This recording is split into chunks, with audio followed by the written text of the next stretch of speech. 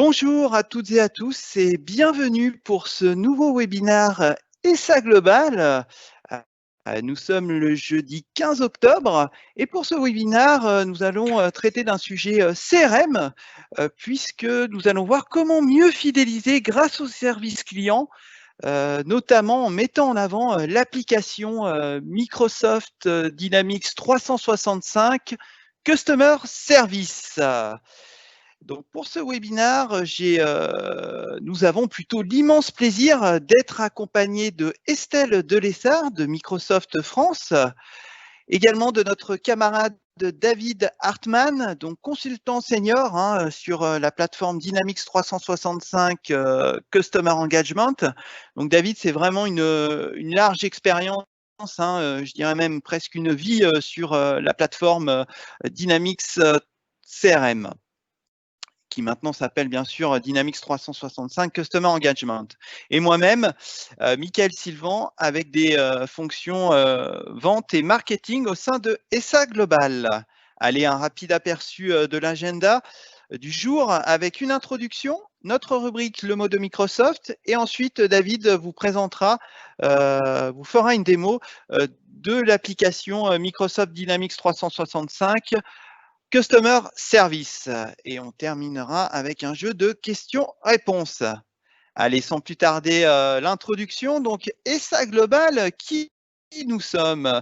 Eh ben, ESA Global est une société internationale qui fête cette année ses 30 ans, avec une présence en Suisse et en France, avec un focus, on va dire, sur la plateforme Dynamics, puisqu'aujourd'hui, c'est pas moins d'1 demi-million d'utilisateurs qui sont, sous maintenance, chez ESA Global, donc 1 demi-million d'utilisateurs de la plateforme Dynamics.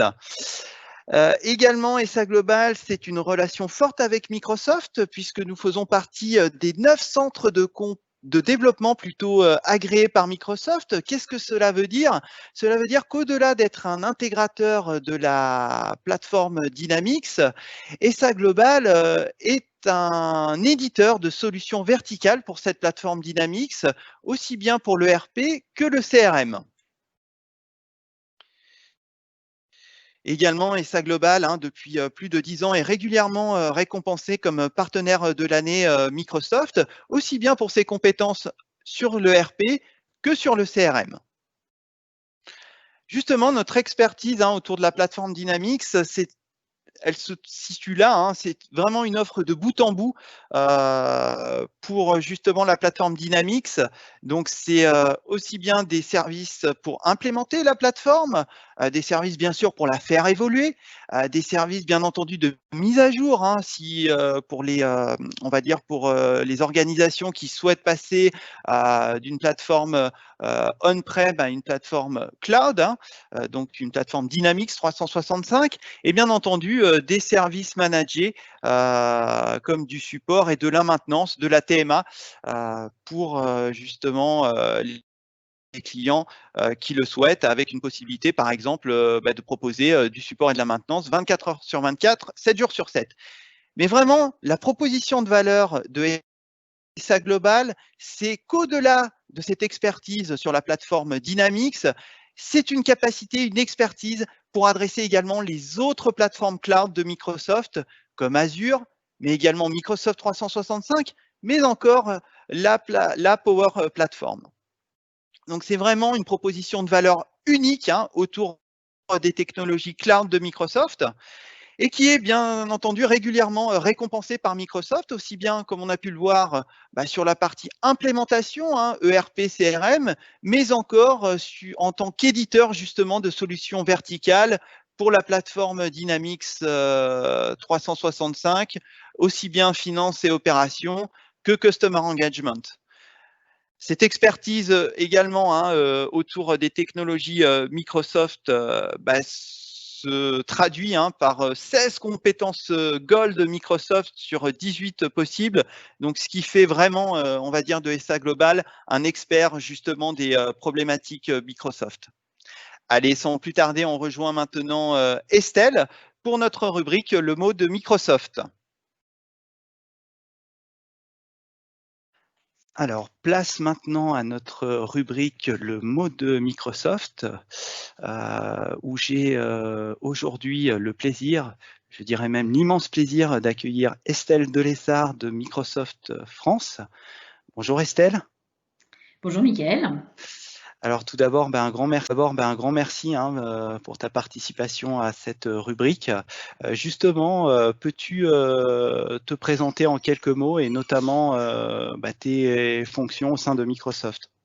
Oui, bien sûr. Donc Estelle Lessard, je suis spécialiste des business applications chez Microsoft France, principalement pour des PME.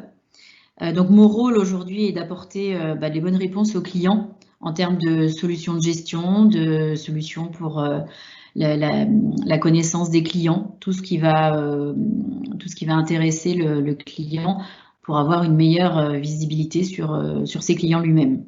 Et aussi, j'ai un autre rôle qui est avoir une bonne connaissance de l'écosystème des partenaires pour pouvoir justement proposer les bons partenaires aux clients pour les accompagner dans leur projet de transformation digitale. Très bien, merci Estelle. Alors justement, ce webinaire aujourd'hui est dédié à l'application Customer Service de Microsoft Dynamics 365 Customer Engagement. Donc on sait aujourd'hui que fidéliser ses clients coûte moins cher que d'en acquérir de nouveaux.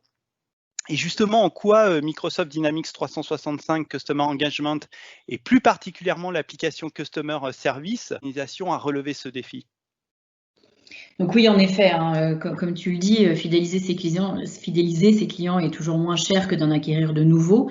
Donc par quoi ça passe? Quand on regarde un petit peu quelques chiffres sur le marché, la fidélisation du client, en fait, ça doit être gagné à chaque interaction avec lui. Avoir une expérience personnalisée, c'est vraiment ce qu'il attend aujourd'hui. Il attend d'être reconnu. D'avoir une réponse à ces questions assez rapidement. Il n'a pas besoin de se représenter à chaque fois, donc ça c'est important.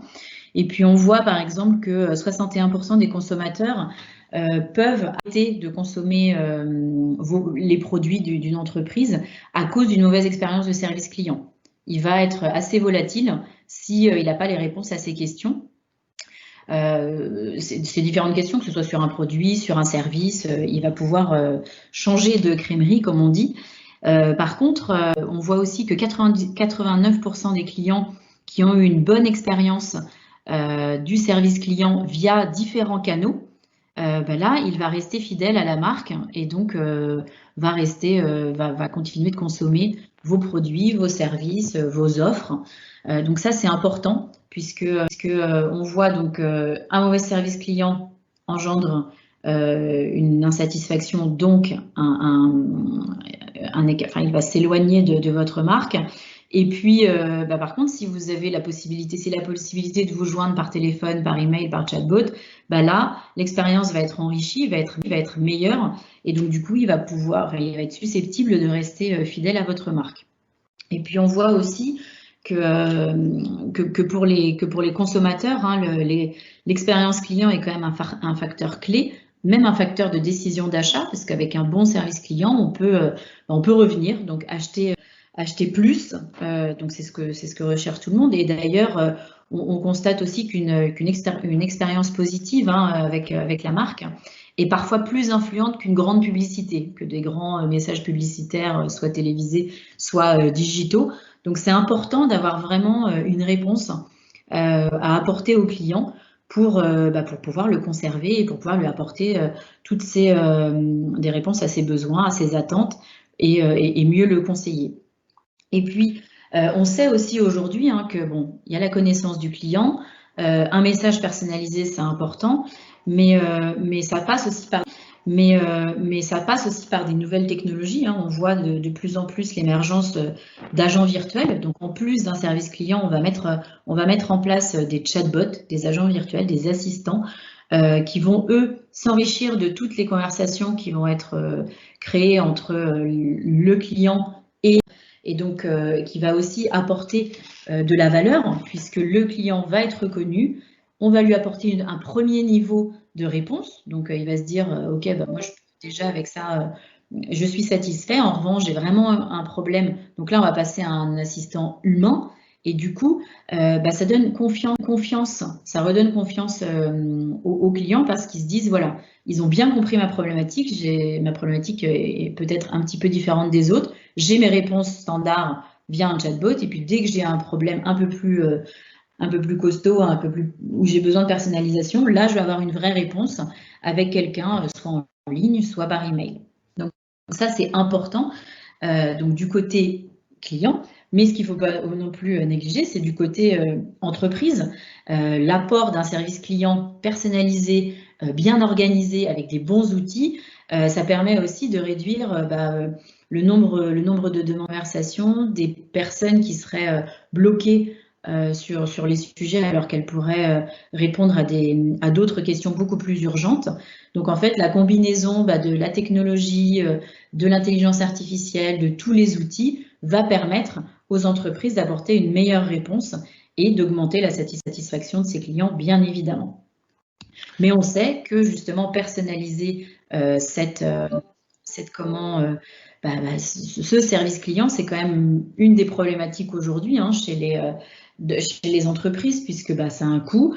Il faut un petit peu repenser la façon d'apporter ce service aux clients.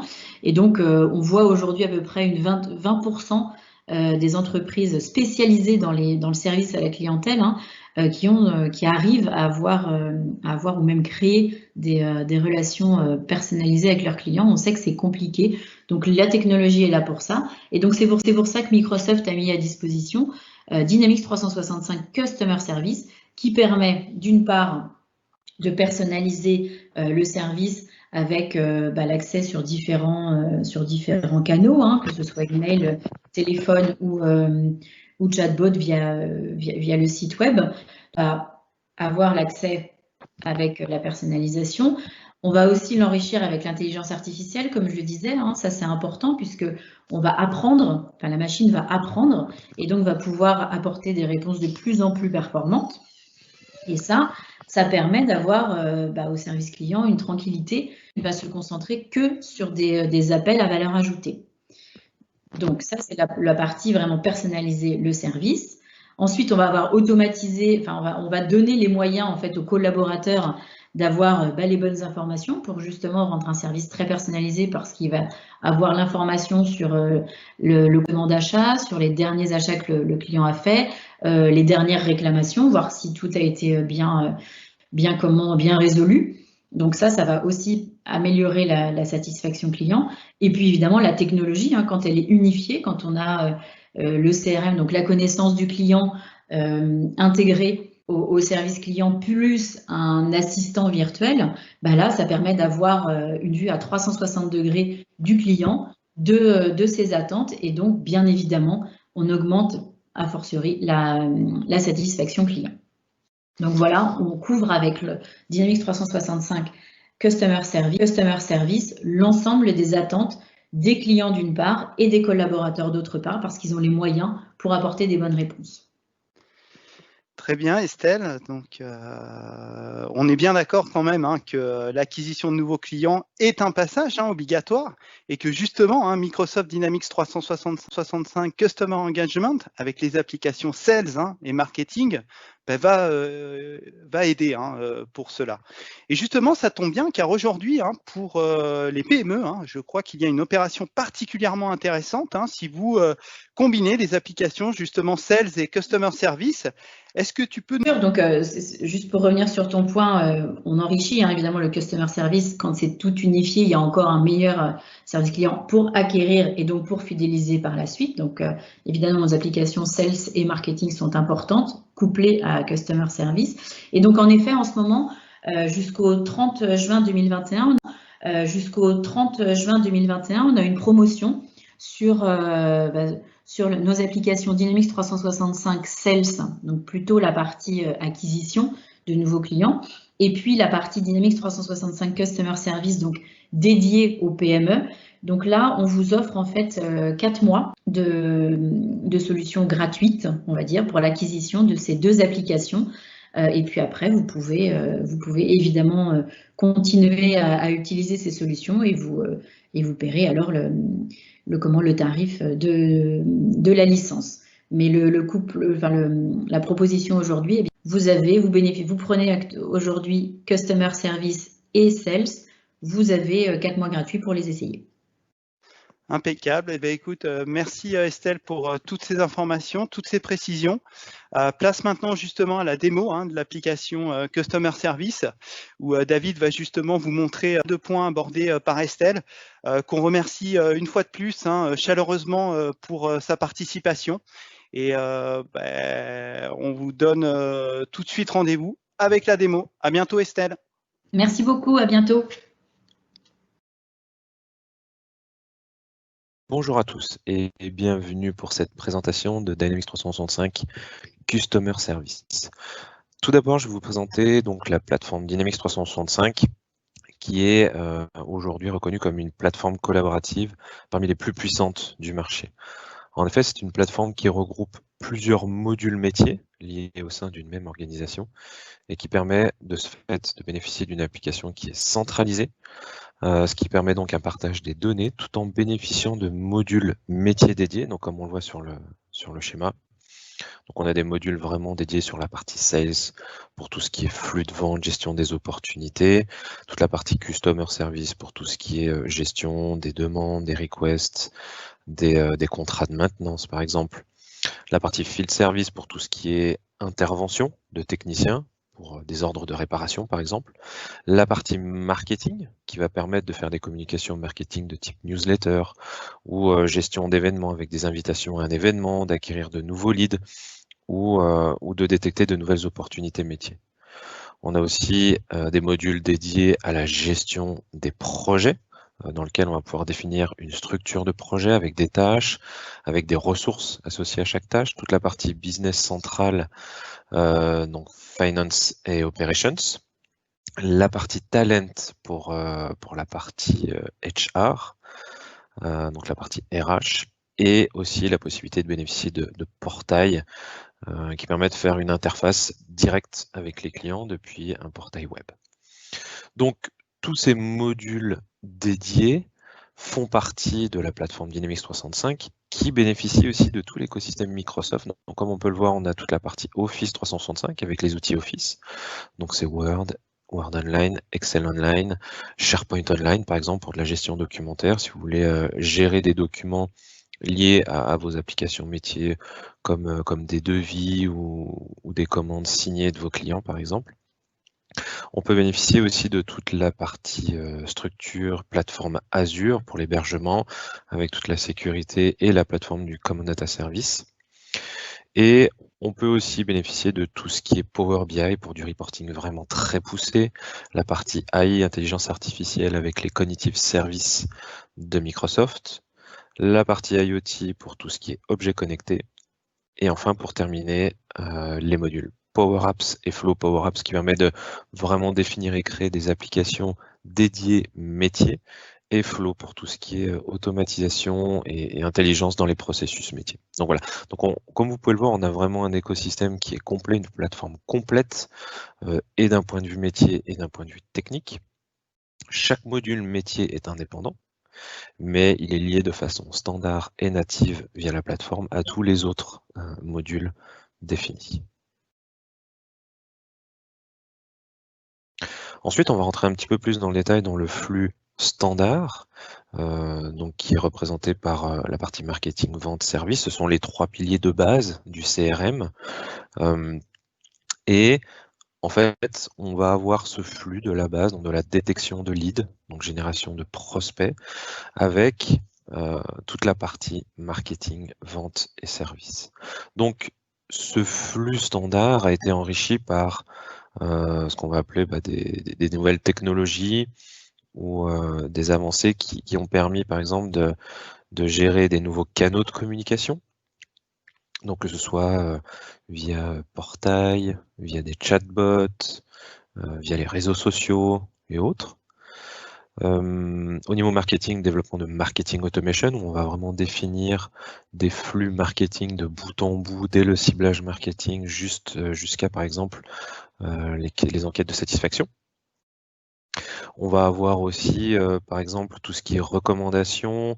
Donc ça peut être tout ce qui est lié à l'intelligence artificielle qui permet une analyse et un traitement plus fin des données métiers. Et on a aussi la possibilité de designer vraiment des processus métiers dédiés par rapport à chaque équipe, par rapport à chaque entreprise. Voilà. Et donc la finalité, c'est vraiment la partie service, qui est l'objet aujourd'hui de la présentation. Cette partie service, Customer Service, c'est vraiment ce qu'on va définir comme des interactions entre les clients et les agents de l'équipe service. Donc là-dedans, on va avoir plusieurs objectifs. Ça va être déjà de fournir plusieurs canaux de communication à nos clients, donc que ce soit téléphone, que ce soit par email, que ce soit par un portail, que ce soit par des chatbots, que ce soit par les réseaux sociaux. On va essayer de définir une expérience personnalisée par rapport à ce client, de façon à satisfaire ses besoins et l'orienter vraiment en fonction de ses demandes. Et l'objectif derrière aussi pour tout ce qui est côté back-office, pour les agents qui vont traiter les demandes, c'est vraiment l'optimisation des opérations de façon à faciliter le traitement des demandes et dans le processus et dans la recherche des informations. Et là aussi, c'est un des objectifs principaux, c'est justement l'exploitation de ces informations de façon efficace grâce à de la recherche intelligente et aussi grâce à la gestion d'articles, de bases de connaissances. Donc, voici un petit peu le scope de l'application Customer Service. Au centre, donc on a nos clients, et lié à ces clients, tout autour, on va pouvoir gérer ce qu'on appelle des cases, donc en anglais, faire du case management. Donc par rapport à ces cases, on pourra identifier différentes typologies. Ça peut être des demandes d'information, ça peut être des requests, ça peut être aussi des incidents liés à des problèmes techniques ou des problèmes autres, mais aussi des réclamations en cas de besoin. Donc on va pouvoir identifier toute une typologie de demandes, incidents et réclamations. Et puis par rapport à ces demandes, on va définir un ou plusieurs processus de traitement avec des automatisations, mais en tout cas des étapes bien définies pour traiter ces demandes de bout en bout. On va pouvoir aussi gérer des files d'attente qui va permettre de dispatcher ces demandes aux bonnes équipes qui vont venir s'accumuler, qui vont être traitées alors en fonction des priorités, en fonction des différentes règles métiers qui auront été définies. Et ensuite, sur la base des demandes, des incidents ou des réclamations qui ont été identifiées dans le passé, on va pouvoir définir une base de connaissances. Cette base de connaissances va permettre de définir, de décrire quelles sont les solutions qu'on peut apporter en fonction de telle ou telle demande ou de tel incident ou de telle réclamation. Voilà. Ensuite, on a la partie aussi contrat de maintenance qui va permettre de définir des niveaux de contrat qui va permettre d'identifier quels sont les délais de réponse attendus par un client en fonction de son niveau de contrat. Ensuite, on va pouvoir gérer différents canaux de communication. Donc, comme je l'ai déjà expliqué juste avant, on peut avoir des canaux de communication de type appel téléphonique, de type email, ça peut être une generic mailbox, donc du style info @ mais aussi tout ce qui est portail, chatbot et réseaux sociaux. Au niveau de l'application, on va pouvoir aussi définir des tableaux de bord qui vont permettre de piloter l'activité au quotidien, d'avoir une vue opérationnelle sur les nouvelles demandes, sur les demandes en cours, sur les traitements en cours, et puis une recherche assez intelligente dans l'application qui va permettre de faire de la recherche dans tous les objets métiers qu'on va pouvoir traiter au niveau de l'application. Alors, l'agenda de la démonstration. Donc l'idée, c'est vraiment de vous présenter une overview de l'application la plus complète possible. Donc pour ce faire, on va rentrer dans l'application. Je vais vous présenter tout ce qui est navigation, tableau de bord, comment ça se présente, comment ça s'articule. Et puis ensuite, on va voir le processus de traitement de demande.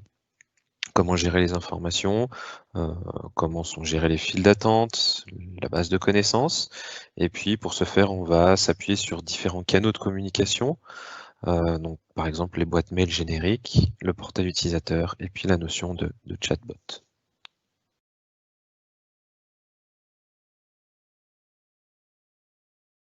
Alors, nous voici dans l'application. Donc pour ceux qui ne connaissent pas l'interface de Dynamics 365, donc là on est dans le module Customer Service. Donc sur la partie gauche, on a tout le menu d'accès aux informations qui sont gérées dans l'application. Donc on peut retrouver tout ce qui est les éléments récents, l'accès au tableau de bord, aux activités de type email, phone call, les tâches, les rendez-vous, l'accès au référentiel des comptes, des contacts, tout ce qui est profil des réseaux sociaux, si vous souhaitez les gérer. Et puis ici, on va avoir notre référentiel de demande, donc le case management, tout ce qui est demande, réclamation, incident et autres. On va pouvoir gérer aussi les files d'attente, une notion de reporting et tout ce qui est base de connaissances. Donc ensuite, chaque fois qu'on accède à un élément du menu, on arrive à une souris qui nous présente tous les enregistrements qui sont disponibles et qu'on va pouvoir traiter et accéder.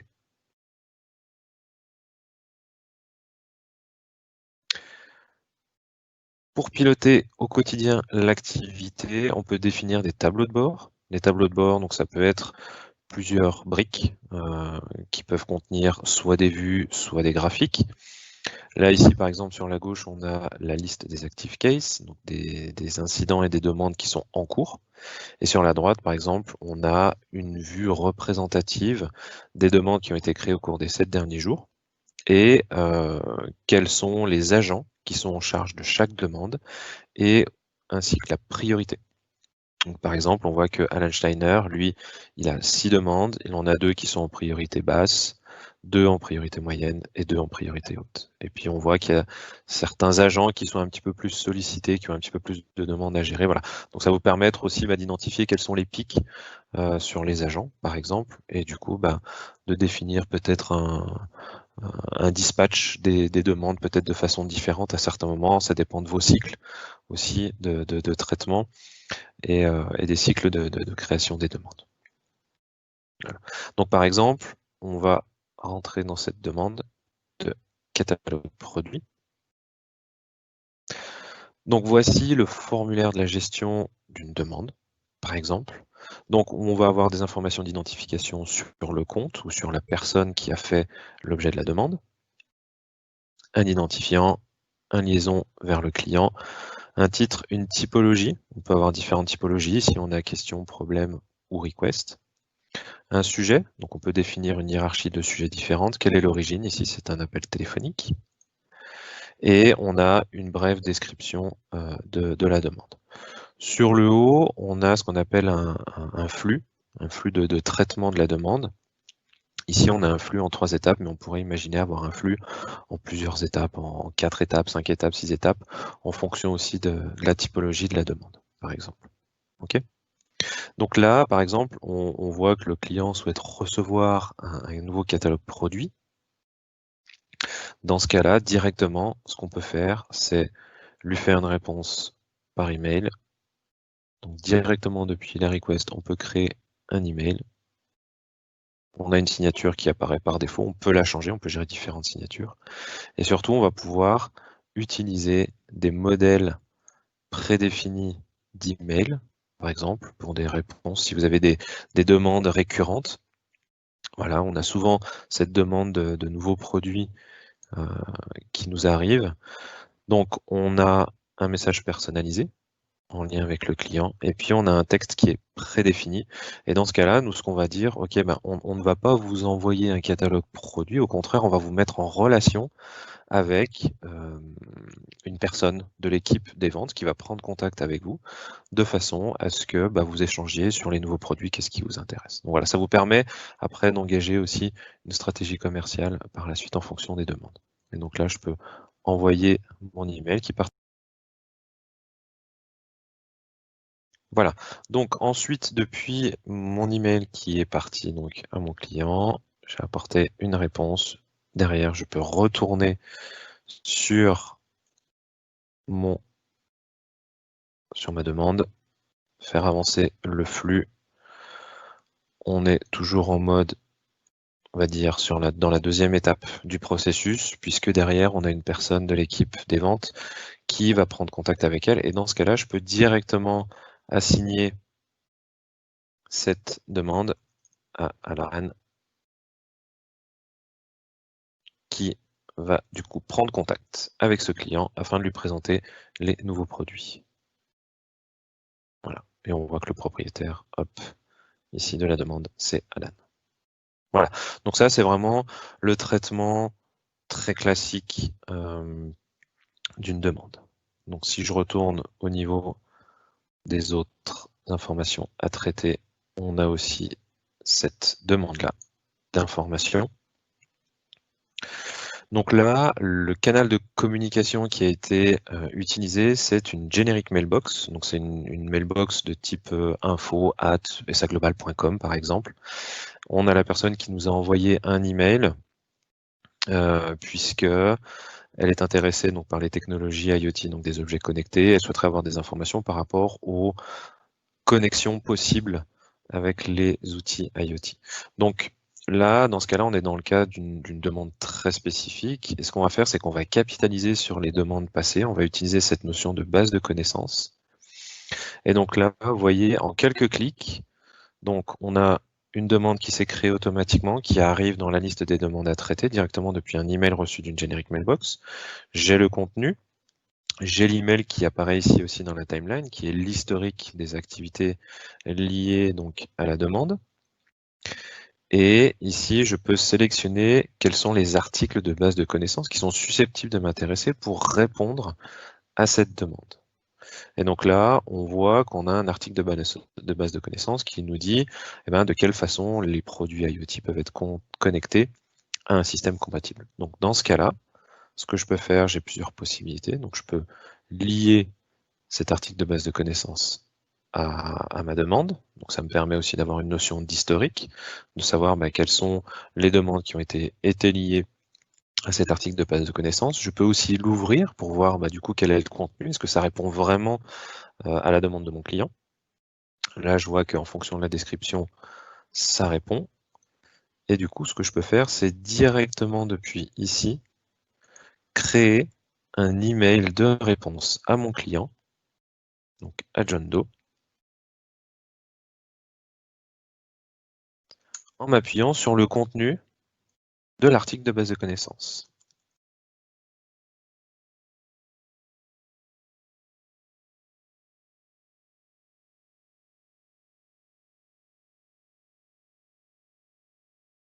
Donc je compose mon message, je peux ajouter ma signature, enfin la signature, la mienne, donc on pourrait imaginer en avoir plusieurs, mais là ici c'est plutôt la signature de la team service SA Global. Voilà. Et donc à partir de là, j'ai fait ma réponse qui est basée sur un article de base de connaissances qui nous a permis de capitaliser sur des informations qui ont été définies, prédéfinies et décrites sur la base des demandes passées. Donc à partir de là, je peux envoyer ma réponse à mon client. Voilà. Et je reviens à ma demande. Et là aussi, pareil, je fais avancer mon processus en disant, voilà, j'ai résolu, j'ai répondu à mon client, c'est terminé. On pourrait imaginer avoir d'autres tâches à réaliser. Voilà, quel est le sujet concerné. Donc là, le sujet concerné, on va dire que c'était plutôt les produits IoT. Voilà, derrière, ça vous permet de faire une sorte de reporting pour savoir quels sont les sujets les plus demandés ou les plus sollicités par rapport à des questions, par rapport à des problèmes ou des incidents. Voilà, donc on peut imaginer tout un tas d'informations spécifiques propres au contexte client qu'on va pouvoir gérer et définir dans le cadre du traitement des demandes. Ok. Donc une fois que c'est terminé, je peux clôturer la demande, la résolution. J'ai envoyé. On peut définir, c'est facultatif, mais on peut définir des informations liées à de la facturation. Et dans ce cas-là, ma demande, elle passe en resolved. Voilà. Donc, en parallèle, donc là, c'est vraiment pour de la gestion propre à tout ce qui est demande, incident, réclamation. Et en parallèle, on va pouvoir gérer donc, les files d'attente. C'est ce dont je vous ai parlé tout à l'heure. Donc, on va pouvoir définir plusieurs files d'attente, plusieurs niveaux de files d'attente. Donc, par exemple, on va pouvoir définir une file d'attente de base, standard, dans lequel toutes les demandes arrivent et ensuite, on a un opérateur qui fait le dispatch vers les bonnes équipes. Donc là, on pourrait imaginer que c'est ce qu'on appelle le premier niveau. Mais on peut aussi très bien définir des règles de dispatch, des règles de routage. Par exemple, ici on a un niveau plutôt technique et donc je vous le montrerai juste après, de dire tout ce qui est de type incident, ça va directement à cette équipe technique, ça ne passe pas par l'équipe du premier niveau. Voilà. Donc on pourrait définir des règles de routage en fonction de la typologie des demandes, ça va à telle ou à telle équipe, ou en fonction du sujet. Si c'est de l'IoT, ça va à l'équipe IoT. Si c'est lié à des produits Dynamics 365, ça va à l'équipe Dynamics 365. Si c'est des produits liés à Office 365 ou Azure, ça va dans la bonne équipe. Donc voilà, on pourrait très bien définir automatiquement un dispatch et un routage des demandes liées à une typologie.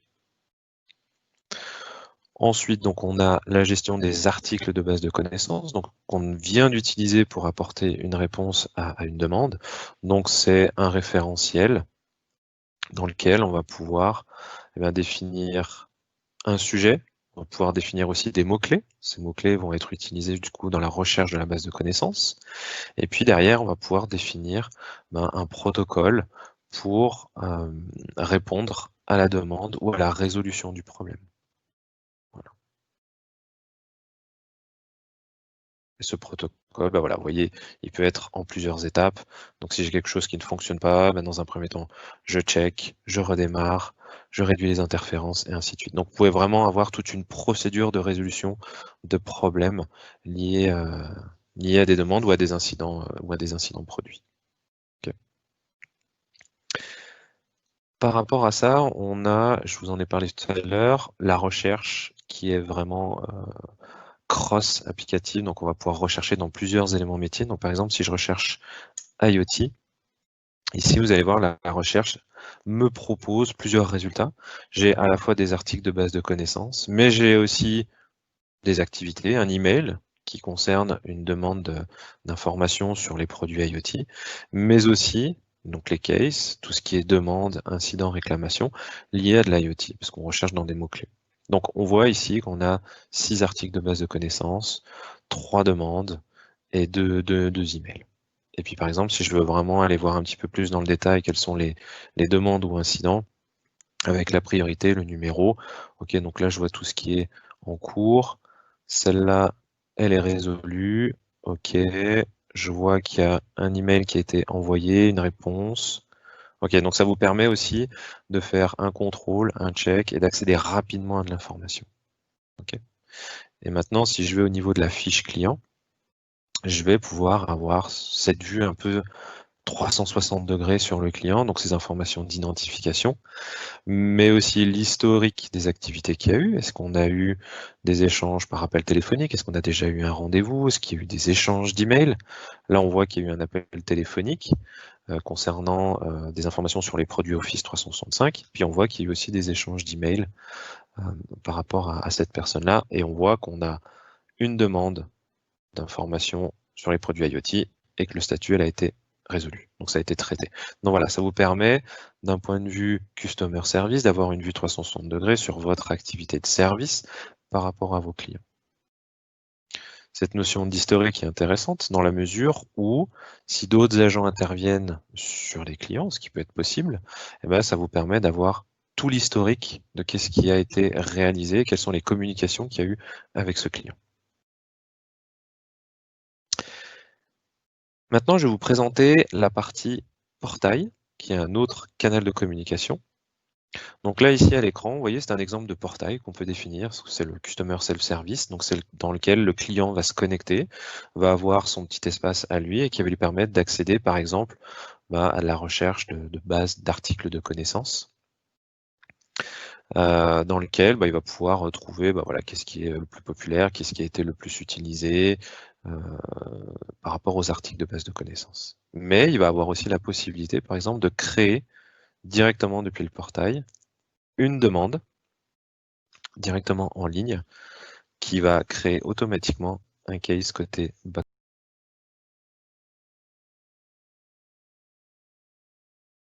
Voilà. Donc, à partir de là, je peux directement créer un case, un incident sur, par exemple, un problème de connexion IoT. Donc là, directement, le portail me propose différents articles de base de connaissances ou des discussions de forum. Donc je peux très bien y accéder et aller vérifier. Là, pour le coup, je veux vraiment avoir un service personnalisé dans lequel on va vraiment me recontacter et résoudre mon problème de connexion. Donc ici, il s'agit d'un problème. Le sujet, c'est les produits IoT. Donc vous voyez, on pourrait imaginer aussi avoir des demandes d'informations par rapport à des produits D365 ou Office 365. Et puis ici, la description.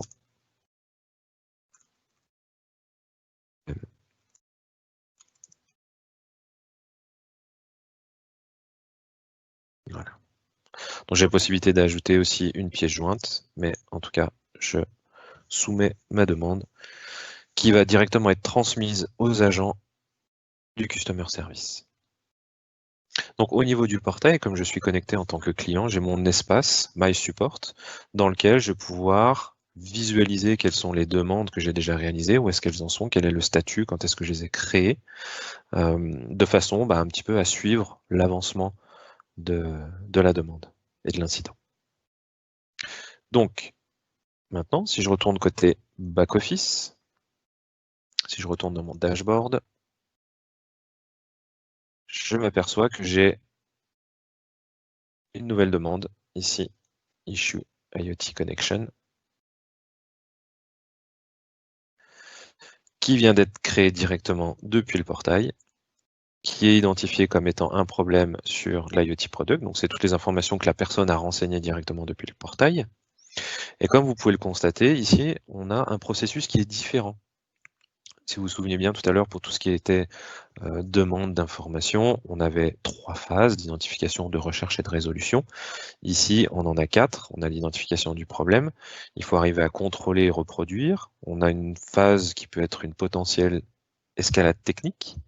Et puis ensuite, on a la phase de résolution. Donc, c'est-à-dire que là aussi, en fonction de la typologie de vos demandes, si c'est une request, si c'est un incident, si c'est une réclamation, on pourrait imaginer 3 processus de traitement différents. OK? Donc, l'identification est réalisée, c'est un problème. Là, on va rentrer dans la phase de reproduction et de contrôle. Donc là, s'il s'agit de produits IoT, on pourrait très bien imaginer définir quel est le niveau de service du contrat de maintenance, voilà, qui permet de définir aussi le délai de résolution. Est-ce que c'est dans les 24 heures ou est-ce qu'on a plus de temps pour résoudre le problème en fonction de la priorité et en fonction de la criticité.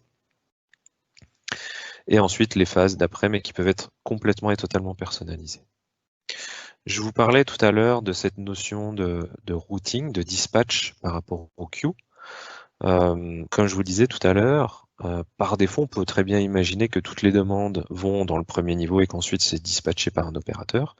Dans ce cas-là, la typologie problème, on a défini un routing qui va directement au niveau technique. Donc c'est-à-dire que ça ne passe même pas par le premier niveau. Dès lors que c'est un incident qui a été identifié, c'est un problème en termes de type de demande. Dans ce cas-là, automatiquement, c'est routé vers l'équipe technique, niveau technique, qui va prendre en charge, donc là aussi en fonction de la priorité de la criticité, qui va prendre en charge le problème. Donc, depuis un portail, directement, on a possibilité de définir la typologie, de router vers la bonne personne et automatiquement de définir le bon processus de traitement en fonction de si c'est un problème ou une demande. Et après, si vous vous souvenez, dès lors qu'on a l'accès à la base de connaissances, directement, en un clic, on peut très bien identifier, ok, par exemple, ici, c'est arrivé du portail, j'ai ce flux, ça arrive à l'équipe technique, et là, je peux voir, ok, est-ce qu'on a déjà ce problème qui a été identifié et constaté, est-ce que c'est tracé dans l'équipe de base de connaissances? Et si c'est le cas, on peut très bien dire, ah ok, c'est cette procédure qu'il faut appliquer, et du coup s'en servir pour répondre au client. Ok, vous avez des problèmes, voilà la procédure qu'on va appliquer, et du coup faire vraiment du traitement personnalisé en fonction du problème client, et aussi en termes de cycle de traitement, d'avoir des traitements beaucoup plus courts et beaucoup plus précis par rapport à la résolution de l'incident.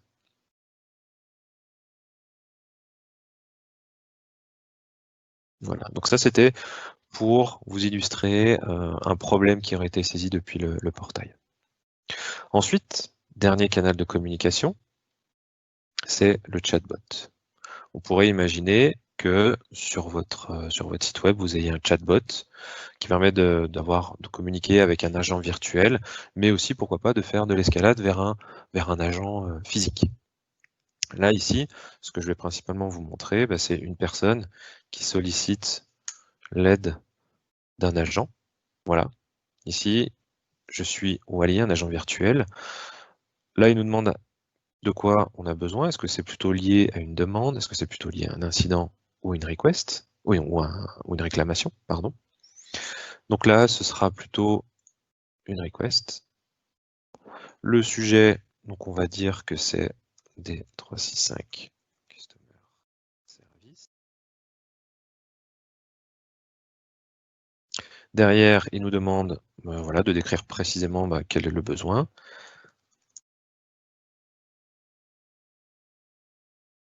Donc là, c'est de lui dire j'ai besoin d'une démonstration personnelle sur la gestion donc, des demandes. Parce que j'ai assisté au webinaire, ça m'a intéressé. Donc maintenant, je souhaite avoir une démonstration un petit peu plus poussée, un petit peu plus personnalisée, liée à mon contexte professionnel. Dans ce cas-là, OK, quel est votre nom? Donc je m'appelle John Doe.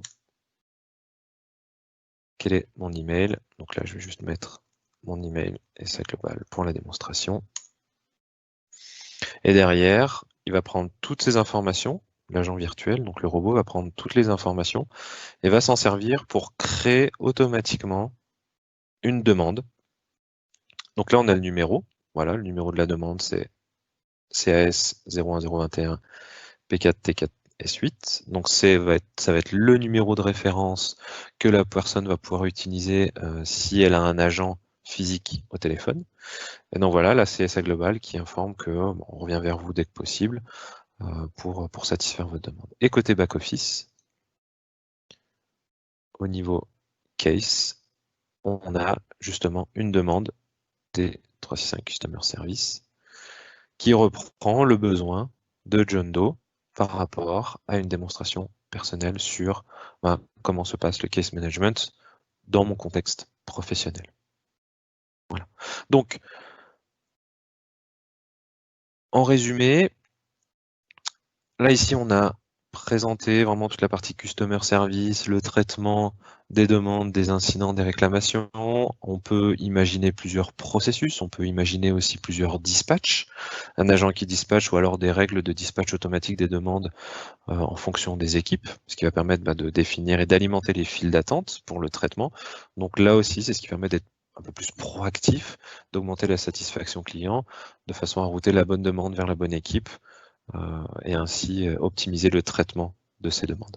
Et puis on a vu les différents canaux de communication, donc une demande qui est créée par exemple depuis un appel téléphonique ou qui est créée depuis une boîte mail générique, mais aussi depuis un portail avec un formulaire dédié, et puis aussi depuis un chatbot qui va permettre de contextualiser les demandes en fonction du besoin. Donc on peut définir vraiment plusieurs scénarios dans le chatbot, un scénario pour les requests, un scénario pour les incidents, un scénario pour les réclamations. Par exemple, pour le scénario incident, on pourrait imaginer quel est le produit concerné, quel est le type d'incident, est-ce que c'est une panne, est-ce que c'est une perte de connexion ou autre. Donc voilà, après on peut imaginer rentrer dans plein de scénarios et puis ensuite mettre en place le traitement proactif de ces demandes côté back-office par les agents.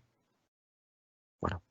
Nous arrivons au terme de cette présentation. Un des derniers éléments que je voulais vous montrer, c'était la partie Analytics et Insights, la partie Reporting, dans laquelle il va y avoir toute une analyse fine des informations traitées dans l'application Customer Service, donc principalement autour des cases, la typologie, les statuts, les sujets concernés, où là on va avoir des indicateurs prédéfinis avec de la visualisation graphique des données.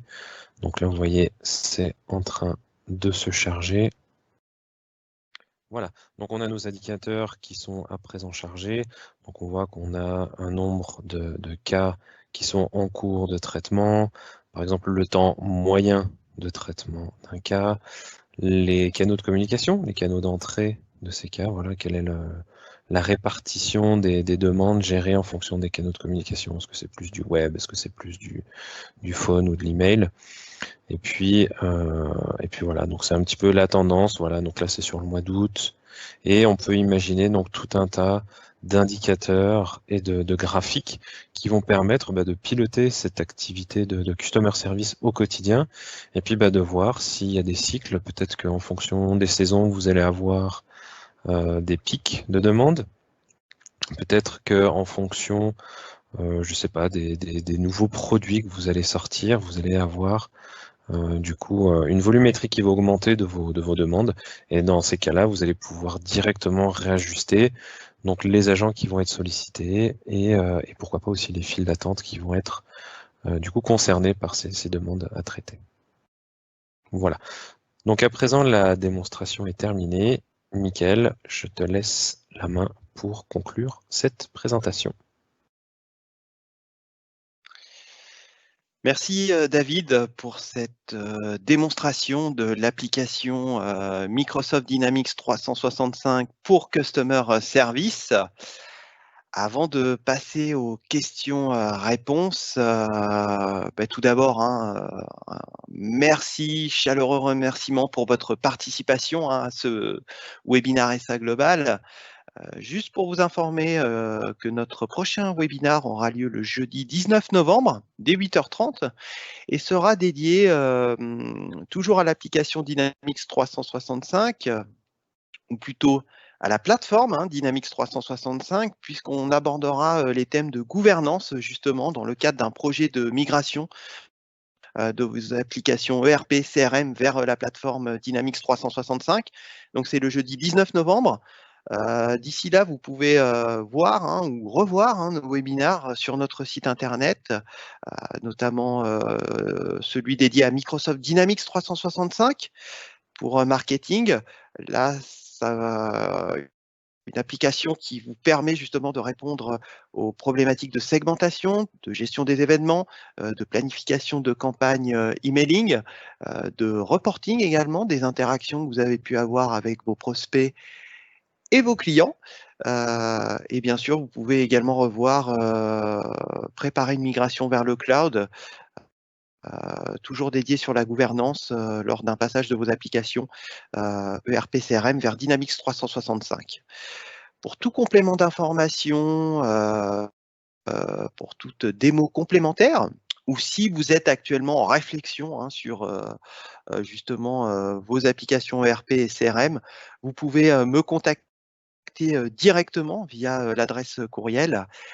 Et maintenant, on passe aux questions-réponses, et nous vous souhaitons d'ores et déjà une très bonne journée.